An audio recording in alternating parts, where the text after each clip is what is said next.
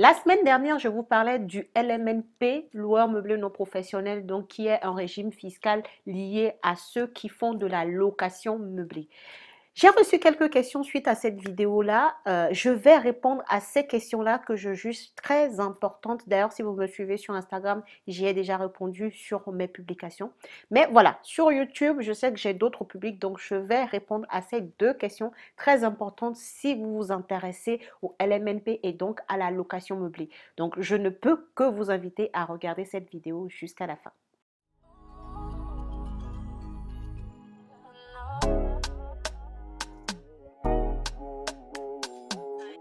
Bonjour à toutes et à tous et bienvenue sur cette chaîne destinée à l'investissement immobilier. Avant d'aller plus loin, je me présente très rapidement. Je suis Lady Célia, conseillère en investissement immobilier et moi-même investisseuse depuis maintenant 5 années avec un patrimoine de 21 appartements. Mon travail, c'est d'accompagner toutes les personnes de la diaspora africaine résidant en Occident à investir dans l'immobilier. Pourquoi il faut investir dans l'immobilier? Pour engranger du cash, pour pouvoir aller investir au pays, pour gagner en sérénité financière, pour ne pas dépendre que de son salaire, pour préserver l'avenir de vos enfants si vous en avez, tout simplement, et pour bien sûr créer du patrimoine, engranger du patrimoine et assurer votre retraite. Voilà, si tout ce que je viens de dire vous concerne, alors je vous invite à faire deux choses, à vous abonner à cette chaîne. Ici, on parle d'argent, on parle d'investissement immobilier, et activer votre cloche de notification pour ne rien rater de mes futures publications. Et si vous voulez aller plus loin parce que vous avez déjà un projet et vous avez besoin d'accompagnement, eh bien, contactez-moi grâce à l'adresse mail en barre de description de toutes mes vidéos pour que je puisse vous accompagner à aller jusqu'au bout de votre projet immobilier. Comme je l'avais déjà annoncé la semaine dernière, je suis sur un projet de formation et j'ai besoin de votre aide. Déjà, je remercie tout le monde. J'ai eu pas mal de réponses sur le questionnaire. Donc, vous avez joué le jeu pour beaucoup d'entre vous. Merci à tous ceux qui ont pris le temps de renseigner le questionnaire pour m'aider à avancer sur ce projet de formation que je compte vous proposer d'ici quelques mois. Et pour ceux et celles qui ne l'ont pas encore fait, je vous invite vraiment à aller cliquer sur le lien aussi qui se trouve dans la barre de description de cette vidéo pour remplir ce questionnaire. Vous avez réellement 8 questions. D'ailleurs, ceux qui ont répondu au questionnaire, n'hésitez pas à mettre en commentaire combien de temps ça vous a pris. C'est vraiment un petit questionnaire, mais qui m'aide grandement à cerner vos besoins et pouvoir vous proposer une formation adaptée. J'ai une deuxième nouvelle, mes chers, à vous annoncer aujourd'hui. Alors, quelle est cette nouvelle-là? On va commencer à faire des directs YouTube. J'ai décidé que ça sera le dimanche prochain, dans une semaine. Du coup, je ne ferai pas ce dimanche-là de vidéo, mais à 21 h dimanche prochain, on fera le premier live sur cette chaîne. Et mes lives, en fait, ça ne va pas être que tourné sur l'investissement immobilier, d'accord? Parce que je fais de l'accompagnement. Je ne vais pas tout vous dire gratuitement, on est d'accord. Donc, ça sera d'autres sujets, mais liés au développement personnel parce que la réussite est beaucoup liée aussi à ce qu'il y a ici dedans, d'accord? Donc, les lives vont concerner l'immobilier, le mindset, le développement personnel et les sujets autour de l'argent. Donc, si vous avez des sujets qui vous viennent en tête, n'hésitez pas à le mettre en barre de commentaires, dans les commentaires de cette vidéo, ou vous pouvez aussi me les envoyer par mail. Comme ça, je vais faire le listing, je vais les synthétiser et on va faire ça les dimanches. En tout cas, le premier dimanche concerné, c'est le dimanche prochain qui arrive là dans une semaine. Ça sera à 21 h. Soyez là. D'accord? Soyons nombreux. Ça sera la première sur cette chaîne. Donc, vraiment, je compte sur votre présence et votre participation. Et votre participation, c'est très important. Ça ne sera pas du monologue, c'est des directs. On va échanger. Vous allez m'apporter comme je vais vous apporter. Et puis, voilà, on va avancer ensemble, mes chers. Donc, voilà la nouvelle que je voulais vous annoncer aujourd'hui. C'est décidé, c'est dit. Donc, ça va se faire dimanche prochain, premier live sur cette chaîne. Maintenant qu'on a dit tout ceci, on va pouvoir rentrer dans le vif de notre sujet. On parle de location meublée. Alors, qu'est-ce que la location meublée? La location meublée, c'est en gros un propriétaire qui met à disposition de son locataire un logement dans lequel il a déjà mis tous les meubles nécessaires à cette personne-là pour qu'elle puisse ne venir qu'avec ses valises, d'accord? Ça, c'est la location meublée. Maintenant, beaucoup de propriétaires, à une époque, quand la loi n'était pas très cadrée à ce niveau-là, mettait un lit, une table, deux chaises et hop, on dit qu'on a mis un appartement en location meublée. C'est fini, les amis, c'est fini. La location meublée aujourd'hui est régie par la loi. D'ailleurs, je vous mettrai dans la barre de description toutes les informations, en tout cas le lien du site du gouvernement français sur lequel vous allez trouver les informations par rapport à la location meublée. Aujourd'hui, pour que votre logement soit considéré comme meublé, il y a une liste de mobilier que vous devez avoir dans ce logement-là. D'accord? Ce n'est pas vous qui choisissez ce que vous allez mettre et dire que vous avez une location meublée. Non. Tout ce qui doit figurer, tout ce que vous devez mettre à disposition de votre locataire est bien cadré. C'est une liste très précise et le lien pour avoir cette liste-là est en barre de description de cette vidéo. C'est un lien du service public français en fait. Donc, vous ne pouvez que respecter ce qui est mis dans cette liste-là pour pouvoir dire que vous offrez une location meublée à votre locataire. D'accord? Dans cette liste, vous allez trouver la literie, les tables, les chaises, couettes. Voilà, il y a plein de choses auxquelles vous pouvez ne pas penser en fait. Et cette liste-là vous recadre en fait, vous permet de ne pas faire de faux pas. Et justement, parlons de faux pas. Je fais bien la transition. Qu'est-ce qui se passe lorsque, au fait, finalement, vous ne respectez pas cette liste?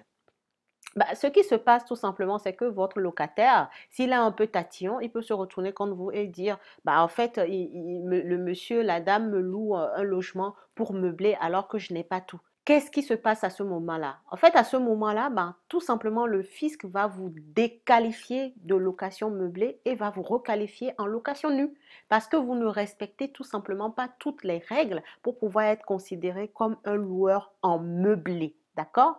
Donc, si vous êtes requalifié en location nue, vous perdez tous les avantages là qu'on a listés la semaine dernière par rapport au fait d'être LMNP. Vous les perdez, vous repassez en location nue, soit vous serez en micro-foncier ou foncier au réel. Vous n'avez pas les déductions de toutes les charges comme on peut l'avoir en location meublée, donc en LMNP. Vous n'avez pas d'amortissement, d'accord? Tout ce qui est frais de notaire où on disait que vous pouvez les déduire en charge, c'est fini. C'est fini. Le micro-foncier ou le foncier au réel, quand vous êtes en location nue, est moins avantageux, clairement moins avantageux que quand vous êtes en LMNP, donc en micro-BIC ou BIC au réel, d'accord? Dans la vidéo où je parlais du LMNP, j'en ai fait mention et ça sera aussi abordé plus longuement forcément dans la formation que je vais vous proposer.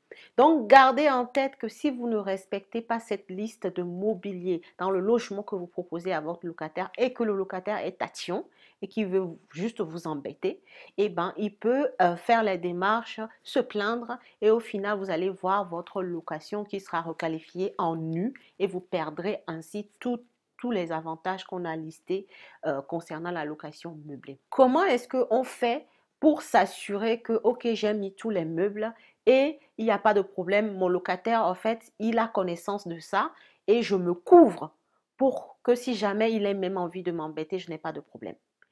C'est lorsque vous faites votre bail de location. Le jour d'entrée dans les lieux, vous faites quelque chose qu'on appelle état des lieux d'entrée du locataire. Si vous avez déjà été locataire, peut-être que vous avez eu déjà à le faire.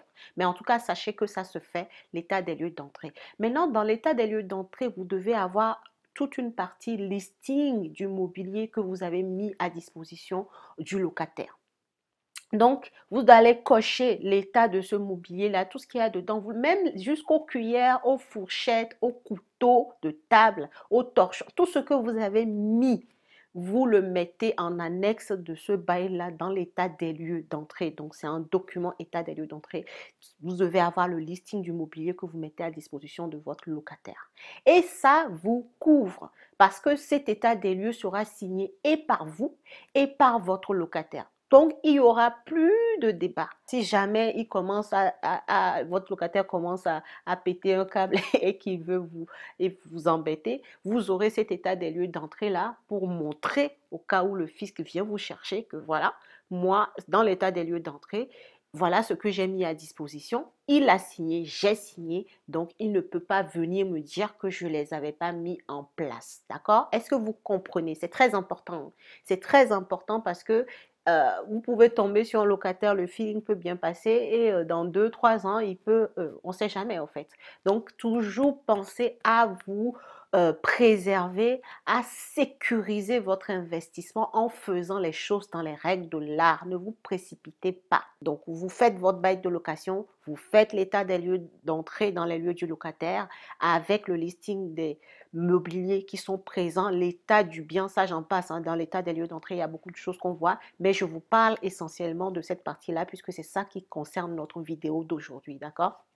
Donc, gardez bien ça en tête et c'est la seule façon que vous avez à, en fait, vous justifier, en tout cas, à avoir une preuve du fait que vous avez tous les mobiliers listés sur le site du gouvernement, là, présents dans le bien.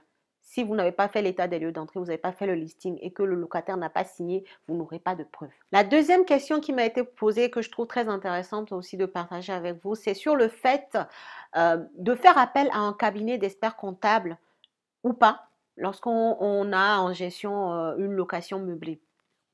J'ai souvent l'habitude de dire, les amis, laissons chacun faire son travail.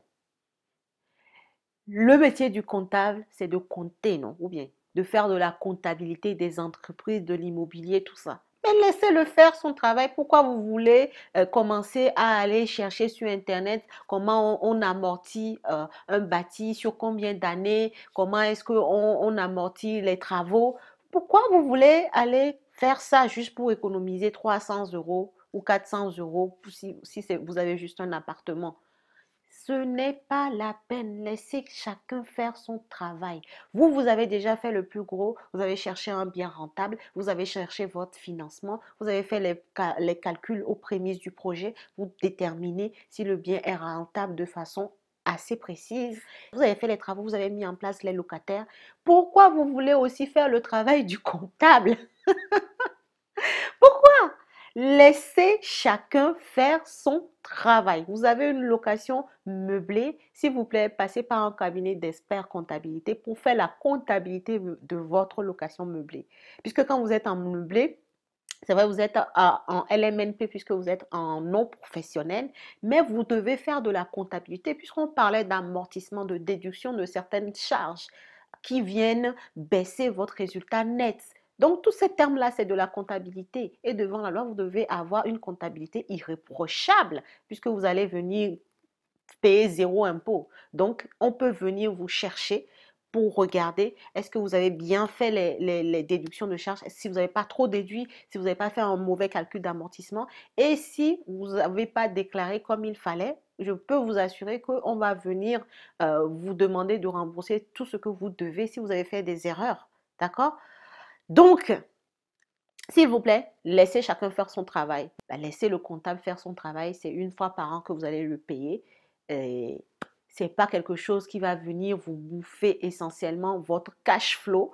Donc, mon conseil, c'est que si vous avez une location meublée, confiez la gestion de la comptabilité, la déclaration fiscale, donc la production de la liasse fiscale de votre bien à un cabinet d'experts comptables. D'accord? Pour qu'il vous fasse le travail comme il se doit. C'est tout pour cette vidéo. Merci de m'avoir suivi. N'hésitez pas à remplir le questionnaire pour la formation si ce n'est pas encore fait. N'hésitez pas à partager la vidéo sur vos groupes WhatsApp, sur vos réseaux. Parlez toujours de la chaîne, vous savez comment ça se passe. Merci d'avance. Moi, je vous dis un bon dimanche et à la prochaine vidéo.